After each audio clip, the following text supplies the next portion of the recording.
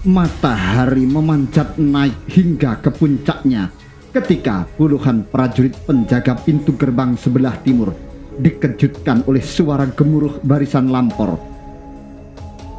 Gila, siapa mereka? Seorang prajurit meletupkan keheranannya. Terpana semua prajurit yang menyebabkan mereka terlambat dalam bertindak.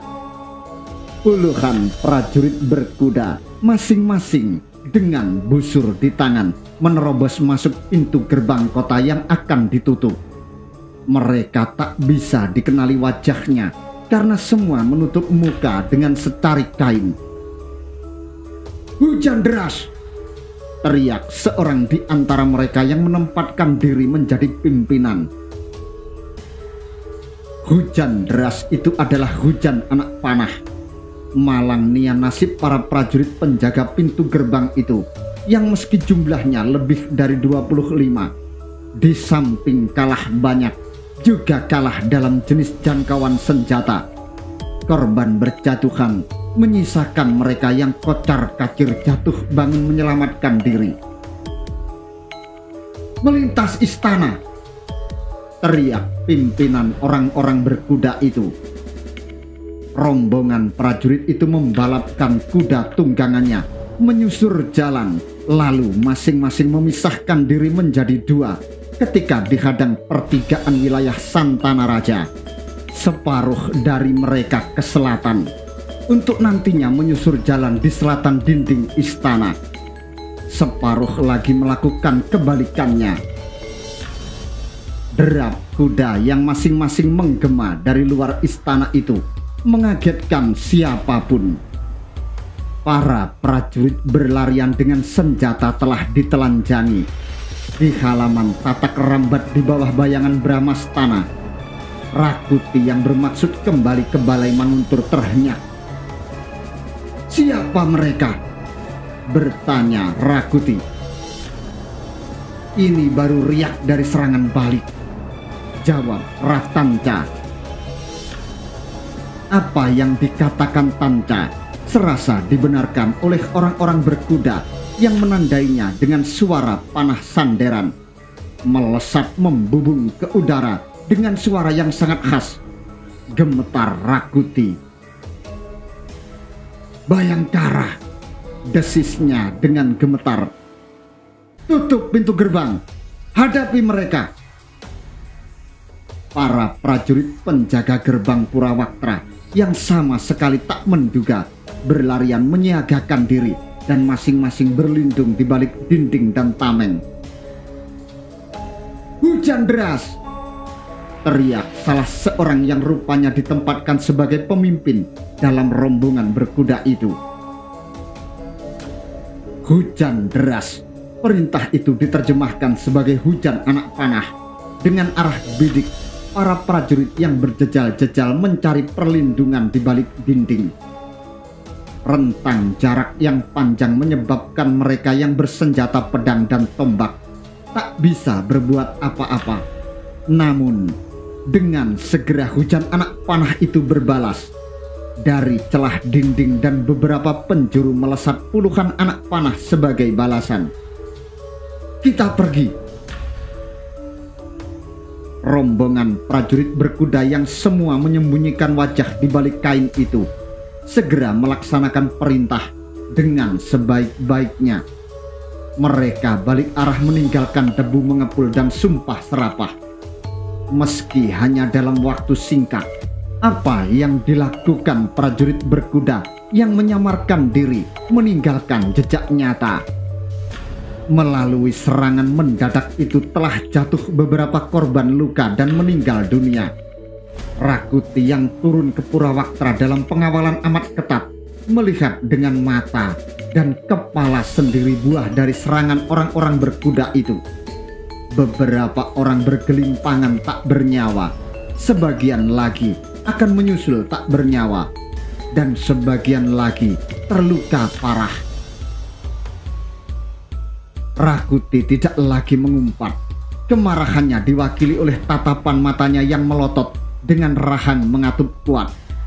Menjungkalkan Jayanegara ternyata bukan berarti bisa bergembira ria.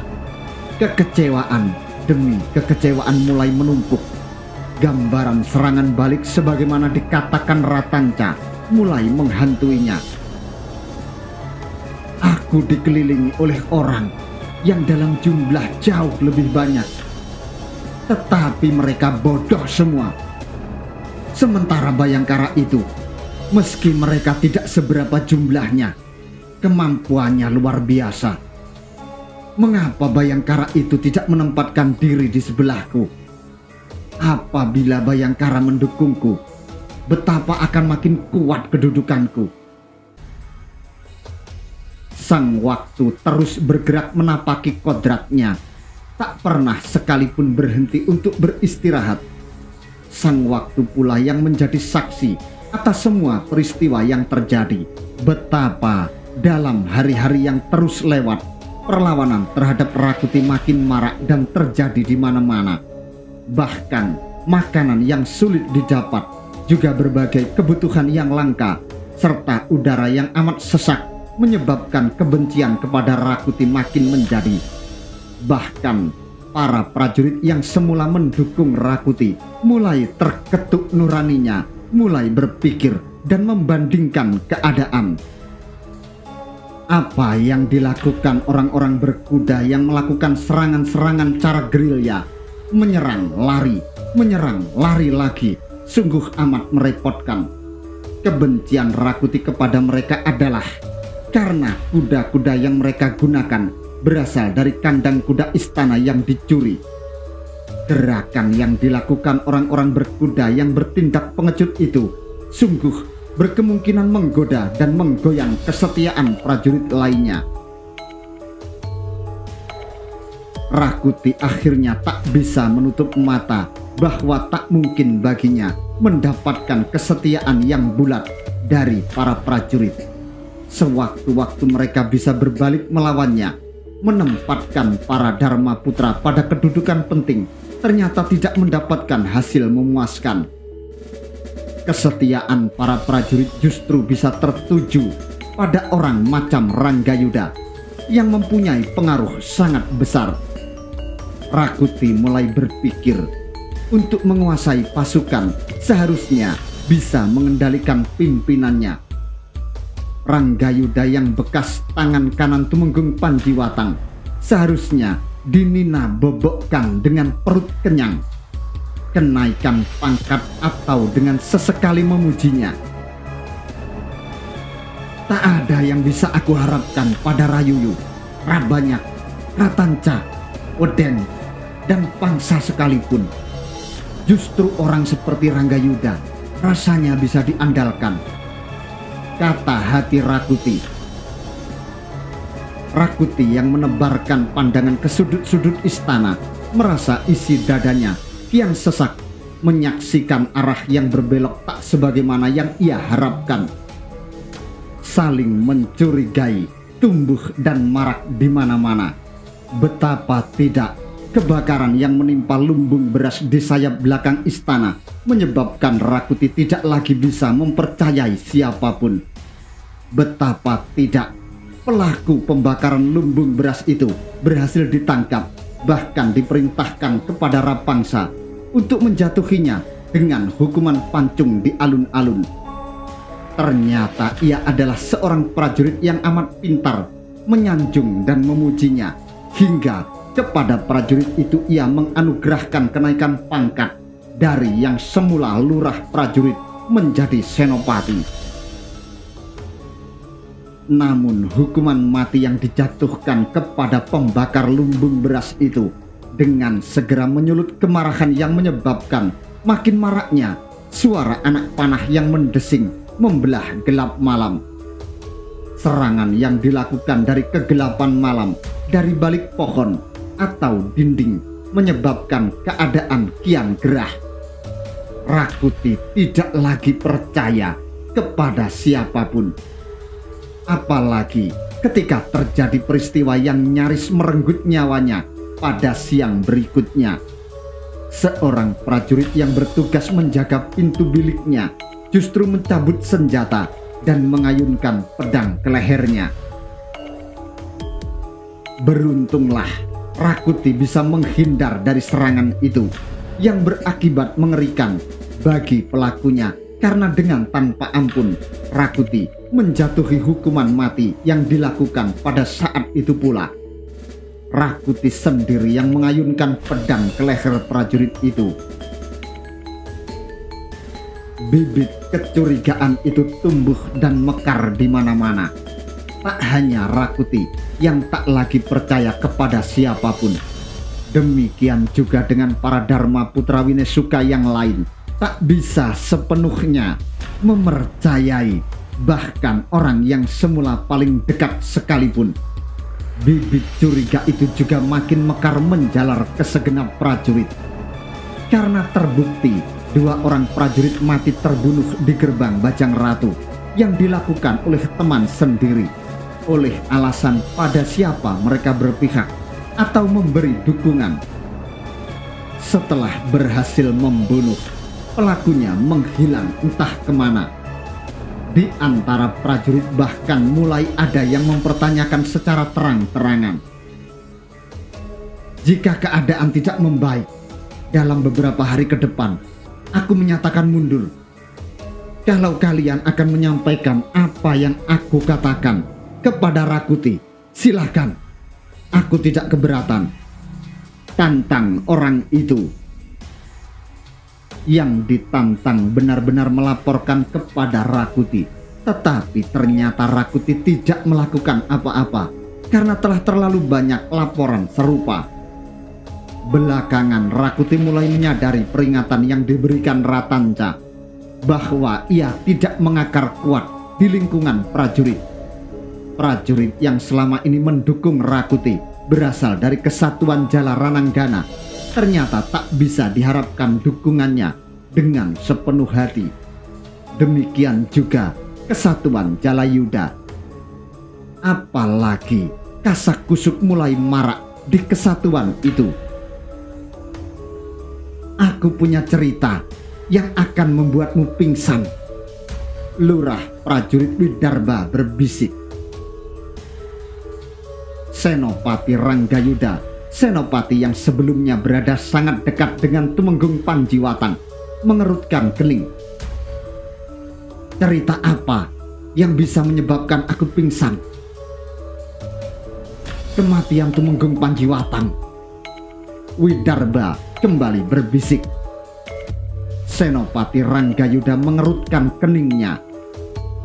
Cobalah Senopati mengenang, dengan cara bagaimana Tumenggung Panjiwatang mati di peperangan. Ranggayuda tentu tidak akan bisa melupakan dengan cara bagaimana Tumenggung Panjiwatang mati. Dalam perang yang akan berkecamuk lagi, banyak Sora dan Panjiwatan datang memenuhi panggilan Patih Aryo Tadah yang meminta mereka untuk mengendalikan diri. Pada saat itulah anak panah tak dikenal melesat membunuh 2 Temenggung itu.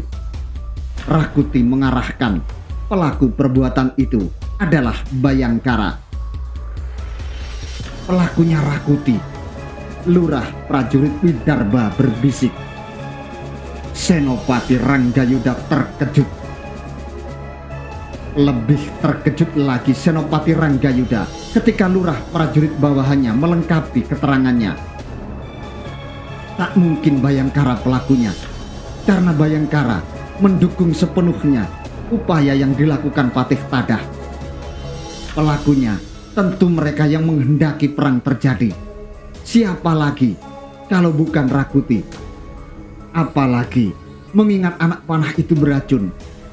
Siapa ahli racun di Majapahit kecuali Ratanca? Gila, desis Senopati Ranggayuda. Siapa orang yang memberitahu kamu? Aku menyampaikan pesannya untukmu. Ia mengundangmu. Apabila kamu tidak menemuinya, maka orang itu akan menempatkanmu sebagai musuh pula. Namun, jika kamu bersedia menemuinya, ia akan menghapus kesalahan yang kau perbuat. Tambah lurah prajurit Widarba. Terkejut Ranggayuda oleh undangan yang amat berbau ancaman itu. Siapa orang yang mengundang aku dengan cara sombong itu? Gajah Mada, jawab Lurah Widarba. Seketika Ranggayuda terbungkam mulutnya. Nama bekel Gajah Mada menjadi jaminan bahwa ancaman itu tidak main-main. Nama Bayangkara Gajah Mada yang meski hanya berpangkat bekel jelas tidak bisa dianggap remeh. Ranggayuda tentu tak akan lupa ketika pada malam menjelang perang pecah, dengan beraninya hanya ditemani Gagak Bongol, Gajah Mada mendatangi Temenggung Panjiwatang mempersoalkan sikap pasukannya dalam perang yang akan terjadi. Ranggayuda mondar-mandir. Jadi Rakuti pelakunya, desis Senopati itu. Ya, tegas Widarba. Baik, aku akan menemuinya. Malam itu pula Senopati Ranggayuda yang ditemani lurah prajurit Widarba meninggalkan istana menuju sebuah tempat entah di mana. Waktu memang tak pernah berhenti bergerak. Waktu yang terus bergerak itu pula yang menjadi saksi betapa Kartiko Sinumping yang memimpin penggalian terowongan pintas dari pekarangan rumah Praharsya Durpa berhasil. Para prajurit pendukung Rakuti yang menjaga Wisma Kepatihan sama sekali tidak menduga sia-sia apa yang mereka lakukan, karena lubang tikus telah dibuat justru dari balik pagar tetangga sebelah. Meski terasa sesak karena harus bekerja di gelap terowongan dengan udara yang panas, Braja Lama dan teman-temannya melaksanakan tugasnya dengan penuh semangat. Pekerjaan yang semula dianggap berat itu ternyata bisa dilaksanakan karena jenis tanah yang ditembus meski padas mudah dicangkul. Terowongan jalan pintas dari pekarangan Praharsya Durpa itu akhirnya bersambung. Wah, Braja Lama mengagumi keberadaan terowongan lama. Siapa mengira ada jalan bawah tanah yang menghubungkan Wisma Kepatihan dan Istana Raja? Siapa penggagasnya? Paman Arya Tadah, jawab Kartiko Sinumping.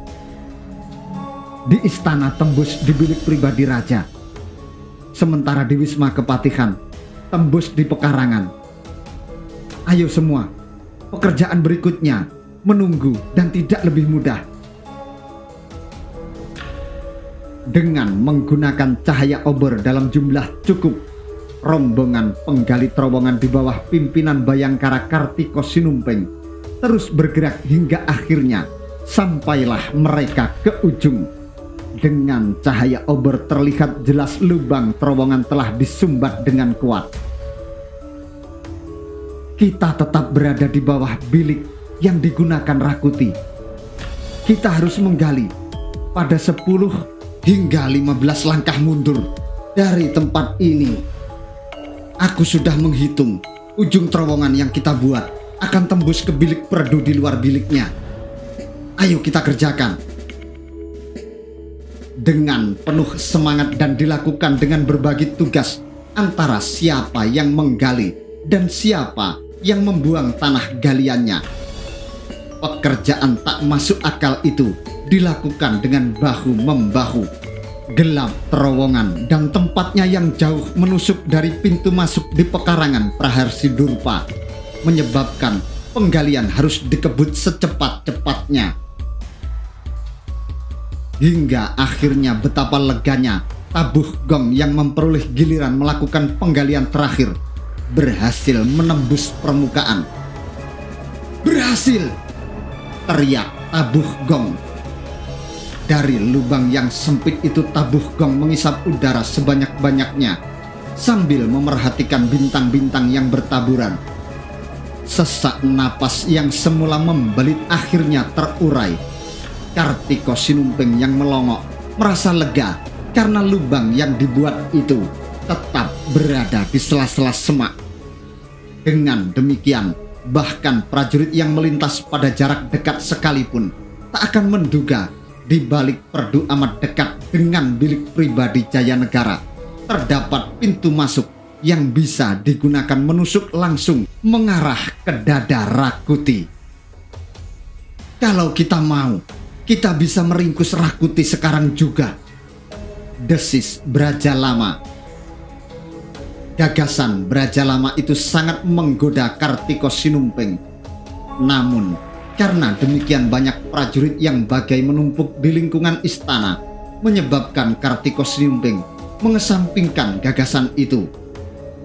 Belum waktunya, jawab Kartiko Sinumping. Kita melakukan nanti setelah semua siap. Sekarang kita kembali. Tugas kita berikutnya adalah makin menghangatkan udara Majapahit. Ayo semua. Kartiko Sinumping merasa amat lega. Setidak-tidaknya manakala serangan balik dilakukan, Kartiko Sinumping telah meratakan jalan yang akan dilewati untuk langsung menuju jantung Rakuti. Sekeluar dari lubang terowongan di pekarangan rumah Praharsi Durpa yang disamarkan, Bayangkara Kartiko Sinumping merasa tak sabar untuk segera bertemu dengan bekel Gajah Mada. Kartiko Sinumping tersentak ketika angan-angan itu ternyata segera menjadi kenyataan. Tak jauh dari perempatan jalan menuju gerbang selatan, anak panah sanderan 3 ganda membubung memanjat langit. Kakang Bekel meminta aku menemuinya di Sumur Gandrung. Kartiko Sinumping membalas isyarat itu dengan cara serupa. Bahkan dipilihnya cara yang lebih meyakinkan. Anak panah sanderan berapi 3 ganda menyusul memanjat langit. Cahayanya terlihat dari berbagai penjuru. Berpencar, kita ke Sumur Gandrung. Kartiko Sinumping memberi perintah. Di Sumur Gandrung, di tempat yang sepi dan jarang didatangi orang di malam hari, tempat yang ditakuti anak-anak oleh cerita tentang hantu manusia tanpa kepala yang sering muncul dan menampakkan diri dari lubang sumur itu, ternyata menjadi tempat yang riuh oleh hadirnya banyak orang. Bayangkara Kartiko Sinumping kaget melihat tempat itu ternyata digunakan sebagai pusat semua kegiatan perlawanan terhadap Rakuti. Sumur Gandrung yang tidak berada jauh dari dinding kota raja memang sangat menguntungkan untuk digunakan kegiatan itu, karena meski berada dalam jarak cukup dekat dengan kota raja, tempat itu sangat sepi dan jauh dari perkampungan penduduk. Bayangkara Kartiko Sinumping dengan segera menemukan orang yang dicarinya tak sekedar bekel Gajah Mada, tetapi lengkap dengan para bayangkara yang lain. Bahkan Aryo Tadah berada di tempat itu pula. Kartiko Sinumping tersenyum melihat prajurit Gajah Sari duduk di sebelah Aryo Tadah, melingkar lesehan di atas rerumputan. Kecurigaan yang sempat tumbuh di benaknya terhadap kesetiaan Gajah Sari langsung lenyap seketika. 5 buah obor dinyalakan untuk menerangi pertemuan itu tanpa harus takut ketahuan, karena lebatnya pepohonan menyembunyikan pertemuan itu dengan rapat. Jauh ke depan, puluhan prajurit disebar dalam baris pendem untuk memberikan jaminan keamanan. Tak mungkin kaki tangan Rakuti bisa mendekati tempat itu tanpa ketahuan. Aku pikir Kakang Bekel belum kembali. Bayangkara Kartiko Sinumping memecah keheningan malam. Sudah beberapa hari kami kembali masuk ke kota raja. Justru kami yang mengalami kesulitan menemukanmu. Kartiko Sinumping tertawa. Aku sibuk meniru perbuatan kelinci, jawab Kartiko Sinumping. Perbuatan kelinci yang mana? Balas Gajah Mada. Kartiko Sinumping menebarkan pandangan mata. Agak terkejut Kartiko Sinumping ketika tatapan matanya bersirobok pandang dengan kuda merta. Di sebelahnya Cakradara berdiri dengan bersedekap bersilang tangan. Kartiko Sinumping mencari-cari tetapi tidak menemukan raut muka Lembu Anabrang di tempat itu.